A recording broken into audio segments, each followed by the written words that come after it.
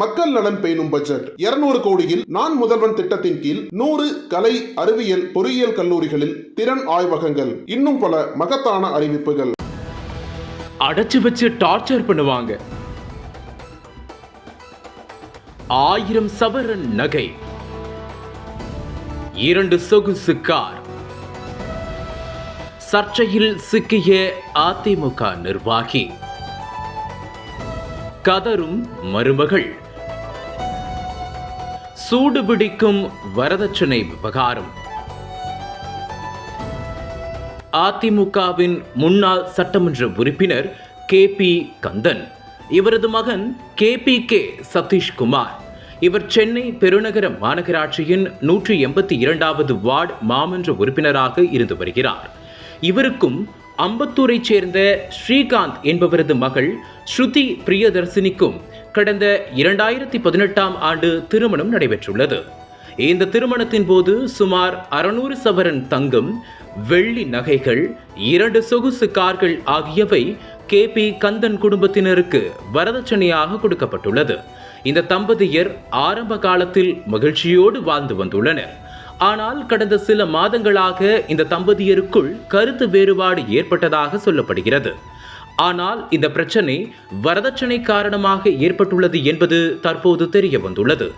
இது தொடர்பாக பாதிக்கப்பட்ட ஸ்ரீகாந்த் குடும்பத்தினர் காவல்துறையில் புகார் கொடுத்துள்ளனர். அந்த புகார் மனுவில், என் பெயர் ஸ்ரீகாந்த், எனக்கு 58 வயதாகிறது. நான் அம்பத்தூரில் மரக்கடை வைத்து வியாபாரம் செய்கிறேன். கட்டுமான தொழிலிலும் செய்து வருகிறேன். என் மகள் ஸ்ருதி பிரியதர்சினி மருத்துவராக பணியாற்றி வருகிறார். அவருக்கு திருமணம் செய்ய வேண்டி வரன் பார்க்கும் பொழுது அதிமுகவை சேர்ந்த முன்னாள் சட்டமன்ற உறுப்பினர் KP கந்தன் அவருடைய மகன் KPK சதீஷ்குமார் வரன் சம்பந்தமாக என்னிடம் தொடர்பு கொண்டார்கள். இரு வீட்டாரும் பேசி சம்மதித்து திருமணம் முடிவானது. KP கந்தன் மற்றும் அவருடைய மனைவி சந்திரா சார்பாக நிறைய நபர்கள் வருவார்கள். அதனால் திருமண நிச்சயதார்த்தம் கிண்டியில் உள்ள ITC சோலாவில் நடத்த வேண்டும் என்றும், நிச்சயதார்த்தம் மணமகனுக்கு ராடோ வாட்ச், வைர பிரேஸ்லெட், தங்க செயின், வைர மோதிரம் போட வேண்டும் என்றும், திருமணத்திற்கு பெண்ணிற்கு குறைந்தபட்சம் 1000 சவரன் தங்க நகைகளும், மாப்பிள்ளைக்கு 100 சவரன் தங்க நகைகளும், 2 விலை உயர்ந்த கார்களும் வரதட்சணையாகவும், அதனைத் தொடர்ந்து திருமணம் அடையாறில் உள்ள ராமச்சந்திரா கன்வென்ஷன் சென்டரில் நடத்த வேண்டும் என்றும் நிர்பந்தித்தனர். நான் 1000 சவரன் தங்க நகை மட்டும் என்னால் செய்ய முடியாது என்றும், பெண்ணுக்கு 500 சவரனும் மாப்பிள்ளைக்கு 100 சவரனும் வரதட்சணையாக தருகிறேன் என்றும், மற்றவைகள் அவர்கள் வரதட்சணையாக கேட்டபடி செய்கிறேன் என்று தெரிவித்த பின்பு 2018ஆம் ஆண்டு பிப்ரவரி 26ஆம் தேதி நிச்சயதார்த்தமும், ஏப்ரல் 25ஆம் தேதி திருமணமும் நடந்தது.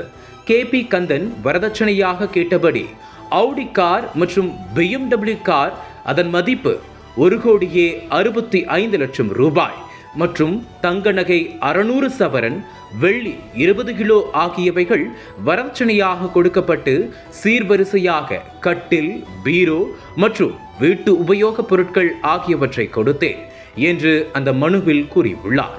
இவ்வாறு திருமணம் பற்றி விவரமாக கூறியிருக்கும் ஸ்ரீகாந்த், திருமணம் நடந்த பிறகு சிறிது காலம் மாப்பிள்ளையும் என் மகளும் சந்தோஷமாக தான் இருந்தார்கள்.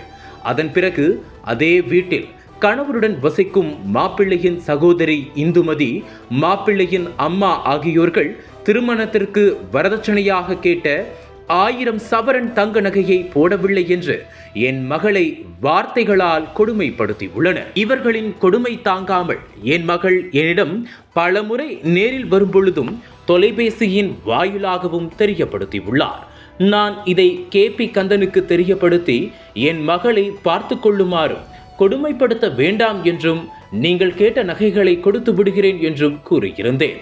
என் மகளின் ஆடி மாதத்தின் போதும் மாப்பிள்ளை அம்மா வற்புறுத்தலின் பேரில் என் மகளுக்கு வைரத்தில் தாலி செயினும், மாப்பிள்ளைக்கு வெள்ளியில் சாப்பிடும் தட்டும், டம்ளர் ஆகியவைகளும் கொடுத்தேன். என் மகளின் முதல் திருமணம் நாளன்று என் மருமகனுக்கு ஒரு பெல்ட் அன்பளிப்பாக கொடுத்தேன். அவர் ஏன் தங்க நகை கொடுக்கவில்லை என்று என் மகளை அடித்து தகராறு செய்தார். அந்த சமயம் என் மகள் 5 மாத கர்ப்பிணியாக இருந்தார். இந்த நிலையில் என் மகளுக்கு பெண் குழந்தை பிறந்தது பெண் குழந்தை என்பதால் என் மகளின் கணவர் வீட்டில் யாருக்கும் சந்தோஷம் இல்லை. அதை காரணமாக வைத்து என் மருமகன் அவருடைய அம்மா, தங்கை பலமுறை வார்த்தைகளால் கொடுமைப்படுத்தி என் மகள் தற்கொலை செய்து கொள்ள முயலும் அளவிற்கு கொடுமை செய்துள்ளனர்.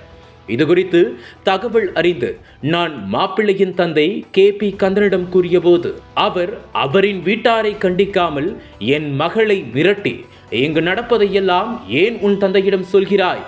இன்னொரு முறை உன் தந்தையினிடம் பஞ்சாயத்திற்கு வந்தால் உன் குடும்பத்தையே அடியோடு அழித்து விடுவதாக கூறியதாக என் மகள் என்னிடம் தொலைபேசி வாயிலாக தெரிவித்தார். இதன் பிறகு மே மாதம் 2021 என் மகளை என் மகளின் கணவர், மாமியார், என் மகள் கணவரின் சகோதரி இந்துமதி ஆகியோர் அடித்து கொடுமைப்படுத்தி உள்ளனர். அவரை மருத்துவமனைக்கு கூட அழைத்து செல்லாமல் எங்கே அழைத்து சென்றால் புகார் ஆகிவிடுமோ என்று என் மகளின் கணவரின் சகோதரி இந்துமதி மருத்துவர் என்பதால் அவரே மருத்துவம் பார்த்து மருந்து கொடுத்துள்ளார். இந்த நிலையில் என் மகளையும் குழந்தையையும் 2021 வருடம் மே மாதம் 9ஆம் தேதி வீட்டை விட்டு வெளியே தள்ளிவிட்டதன் காரணத்தினால் என் மகள் கேப் மூலமாக என் வீட்டிற்கு வந்துவிட்டார். என் மகளை சேர்த்து வைக்க KP கந்தனிடம் நான் பலமுறை பேசியும் எந்த பலனும் இல்லை. அவர்கள் விவாகரத்து வேண்டி பொய்யான தகவல்களை சேர்த்து வழக்கு தொடுத்து அது குடும்ப நீதிமன்றத்தில் நிலுவையில் உள்ளது. என் மகளை வீட்டை விட்டு அவர்கள் அனுப்பும்போது அவருடைய துணி மற்றும் நகைகள், செல்போன் ஆகியவைகளை மாப்பிள்ளையின் வீட்டிலேயே வைத்து விட்டார். இந்த நிலையில் என் மாப்பிள்ளை என் மகளின் அலைபேசியை உபயோகித்து அதில் உள்ள இன்ஸ்டாகிராமில் என் மகள் மருத்துவம் படிக்கும்போது அவரின் வகுப்பு தோழருடன் பேசியதையெல்லாம் எடுத்து என் மகளை அவமானப்படுத்தி உள்ளார்.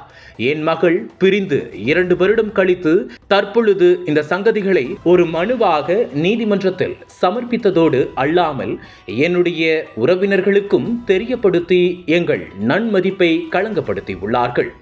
என் மகள் சேர்ந்து வாழ வேண்டும் என்பதால் நான் இதுநாள் வரை என் மருமகன் சதீஷ்குமார், என் மருமகனின் தந்தை KP கந்தன், தாயார் சந்திரா, சகோதரி இந்துமதி ஆகியோர் மேல் எந்தவித புகாரும் காவல் நிலையத்திலோ நீதிமன்றத்திலோ தெரிவிக்காமல் இருந்தேன்.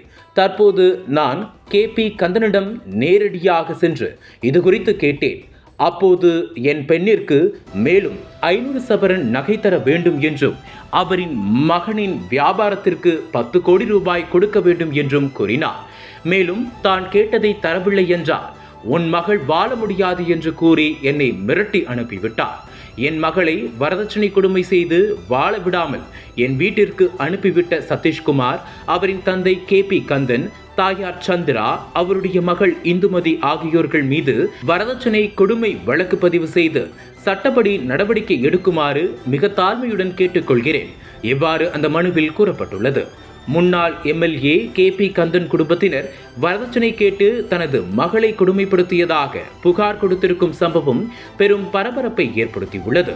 இதனையடுத்து இது குறித்து விரைவில் விசாரணை தொடங்கப்படும் என எதிர்பார்க்கப்படுகிறது. அனல் பறக்கும் செய்திகளை அப்டேட் செய்து கொள்ள நக்கீரன் களத்தை இப்பவே சப்ஸ்கிரைப் பண்ணுங்க.